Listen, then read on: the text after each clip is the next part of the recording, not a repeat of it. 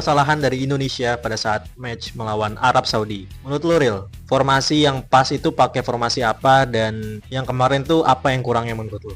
Ya kalau dari menurut gue ya, formasi yang paling tepat tuh pas Indo lawan Arab waktu di GBK kemarin. Oke. Main bertahan, main 5 back gitu. Atau misalkan ya udah nggak apa-apa main 4 back kayak semalam gitu. Tapi on paper aja. Tapi sebenarnya saat bermain tuh Fluid ya. fluid, tidak bener-bener main yang open possession banget gitu. Arab kelihatan banget ngepressnya bagus, sehingga aliran bola tuh sama sekali tidak works gitu. Dan akhirnya mengandalkan long ball yang ya seharusnya kalau main defending, main long ball counter memang seperti itu gitu. Cuman kemarin long ball itu karena di press bingung mau kemana. Terpaksa untuk Terpaksa long ball. bener. Kalau menurut lu gimana, Pal? Kalau menurut gue memang gue setuju sama Azriel untuk menghadapi Arab, tim yang full power. Iya. Dalam arti Secara fisikal lah. ya, kalau kemarin kan kita ngelihat bahwa Patrick Kluivert ini nurunin 4-2-1-3 ya. Yes. Dengan double pivot, Joy Palipoisi sama Mark Locke. Tengahnya ada Kambuaya sebagai free roll. Tapi itu menurut gua nggak works. Karena ada beberapa catatan. Pertama, untuk menghadapi tim Arab Saudi yang udah pernah kita kalahin. Ya. Dan itu berhasil adalah kita pakai 5 back. Jadi 3 di depan, gelandang 2, dan juga nanti dibantu sama full back. Dengan yang dipakai kemarin, itu justru membuat Arab nih jadi leluasa.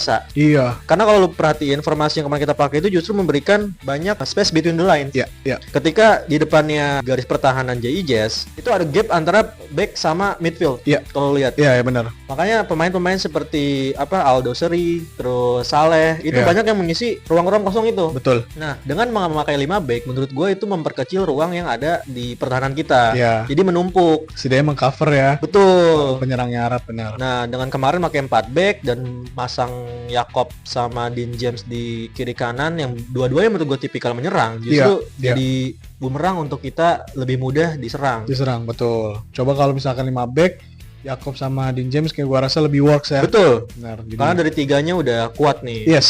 di center backnya. Betul. Nah, kesalahan kedua ada di sistem. Menurut lo sistem yang kemarin seperti apa, dan harusnya kita pakai sistem seperti apa? Ya, kalau sistem menurut gua Indo memang kayaknya ke depannya kalau misalkan lolos Pildun gitu ya, amin. Udah main bertahan aja sih menurut gua. Setuju. Gak usah coba-coba untuk main possession. Ya udah main bertahan aja. Gua rasa bukan suatu aib atau apa kalau main bertahan. Yang penting fokus, konsisten, terus tertib gitu. Bertahannya tertib, one on one segala macem. Ya udah counter aja. Toh mungkin ada celah di situ. Who knows gitu. Kamu dulu gimana, Bal? Kalau menurut gua ya lagi-lagi ya sistem, karena yang perlu jadi catatan adalah kita sampai round sini karena kita bermain bertahan. Yes. Itu harus diingat. Betul. Jadi ketika apa yang membawa lu di titik ini itu lu ubah, Ya. ya pasti akan ada sebuah perubahan yang nggak match gitu loh. Betul. Kenapa menurut gua harus bertahan? Karena ya lagi-lagi kita sebenarnya underdog di sini, walaupun Iya. banyak pemain diaspora, tapi ya ketika udah berada di level ini ya tekanannya berbeda gitu ya. Betul. Dan menurut gua pemain-pemain kita ini memang sudah terbiasa untuk bermain defensif. Mau di klubnya masing-masing bermain attacking segala macam, tapi ketika main di Indonesia, itu filosofi yang udah tertanam selama beberapa tahun di era Sintayong ini ya memang bertahan Iya, gitu loh. iya. Nah, permasalahannya adalah ketika kemarin dipaksakan untuk bermain possession, cara kita pressing itu nggak banget gitu loh. Nggak banget. Nggak banget. Jadi gini, pilihannya adalah lu mau numpuk pemain sebanyak-banyaknya dengan menggunakan 5 back Oke. dan ya bertahan sebanyak-banyaknya. Iya. Itu pertama. Atau yang kedua pilihan adalah lu pakai 4 back boleh, tapi cara pressing lu harus bagus. Oke. Gitu Iya, kan. cara Nah, pressingnya benar. Lu harus pilih di antara dua itu. Iya. Sedangkan yang kemarin dilakuin adalah lu pakai 4 back, tapi pressing lu acak-acakan. Ya. Itu yang jadi masalah. Ya jadinya pas pressing terlalu komit, akhirnya dia ninggalin ruang. Betul. Ya jadinya gampang banget. Gue liat Arab tuh bener-bener satset banget, Pal. One two-nya gila banget. Nah, itu yang kalau lu perhatiin perbedaan antara match di GBK sama di kemarin adalah Arab itu terlalu banyak menemukan ruang. Iya, Ruang-ruang kosong yang ruang yang ada di antara garis pertahanan kita sama garis midfield, itu banyak ruang kosong. Akhirnya dimanfaatin, ya jadilah tuh gol dari tengah si Saleh. Iya, benar. Itu kan hasil dari ya selain dari kesalahan Mark Locke ya. Iya. Itu juga kan hasil dari karena banyaknya ruang-ruang kosong yang ditinggalin sama ya lini belakang dan lini tengah kita gitu. Ya, maksud gue Indo tuh datang sebagai underdog, gak usah coba untuk apa ya, apalagi main away gitu loh, main away gitu. Mereka pasti ada home advantage, ya udah main bertahan aja gitu. Betul. Jadi ya itulah kesalahan sistemnya ya. Selanjutnya adalah masalah line up.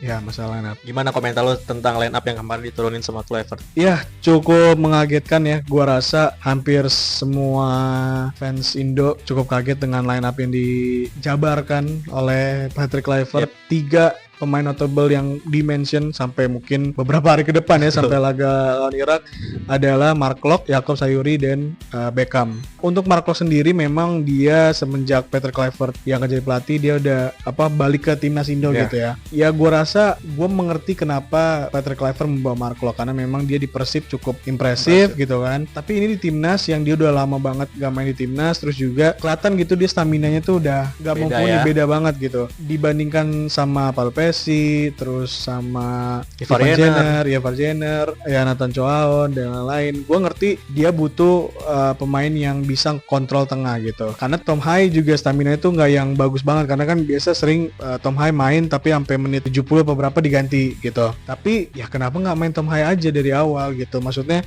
kreativitas itu sama sekali tidak ada karena Mark Locke ini yang udah lama tidak main di timnas tiba-tiba main lagi, terus juga dia bingung karena yang Nopal mention soal Palpesi sama Mark Locke tuh nggak pernah main bareng gitu. Tiba-tiba main bareng terus di laga yang sepenting ini, dan yang pas mereka coba passing ke depan dipotong akhirnya bingung ya. Itu nunjukin level lu sih. Dan ya kalau Jakob Sayuri kita udah mention soal positioning ya, lebih ke positioning. Kalau Beckham sendiri sih menurut gua dia lebih ke arah ya formasi juga sih, karena dia di Persib lebih main banyak ke freedom role gitu ya. Jadi dia bukan attacking midfielder, jadi bukan yang winger banget. Bener-bener penyerangan dari sisi dia tuh hampir kurang. Gue nggak tahu memang kita susah untuk ngalirin bolanya bagaimana, cuman ya itu sih. Kalau ada juga kan yang mention kalau kenapa Ole nggak dimainin dari awal gitu.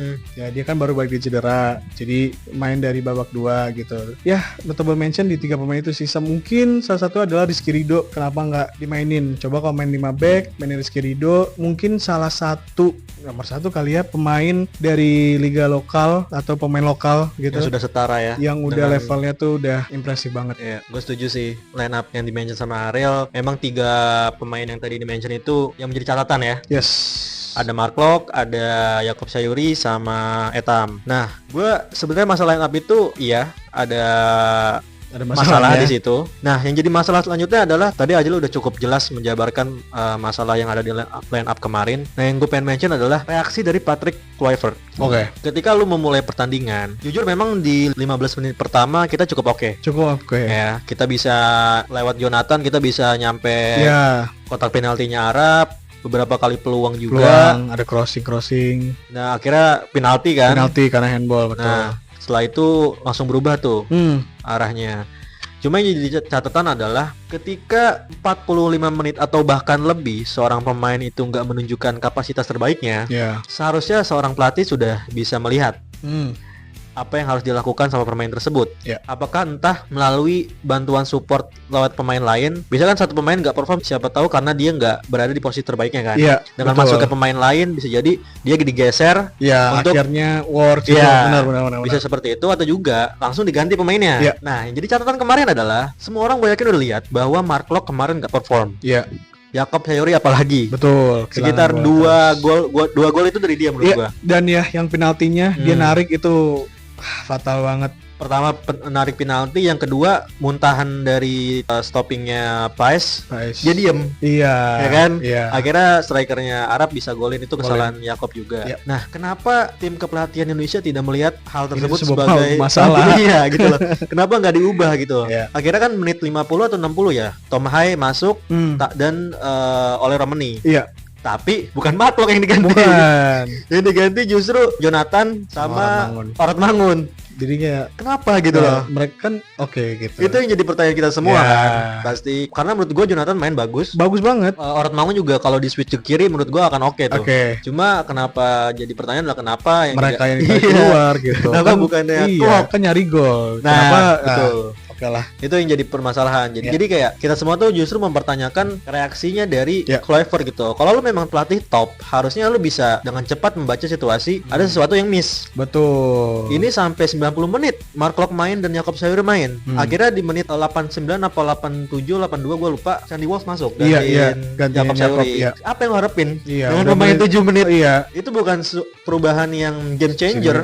Nggak bisa lu memaksakan orang untuk masuk 7 menit langsung panas. gitu iya. loh. Ya walaupun tambahan 9 menit kan, tapi tambahan menit Iya. gitu. Itu extra time, bukan waktu normal. Nah itu maksud gua, seharusnya sebenarnya sebelum babak pertama habis gue udah bilang bahwa ini babak kedua harus ada fundamental change. Sepakat. Ya kan, dari tengahnya diganti, Iya. depannya juga Etam harus keluar menurut gua. Iya. Kanannya harus lebih bisa defensif. Iya. Karena ya tadi Adil sempat singgung bahwa Jakob Syauri ini memang tipikalnya bukan tipikal bertahan.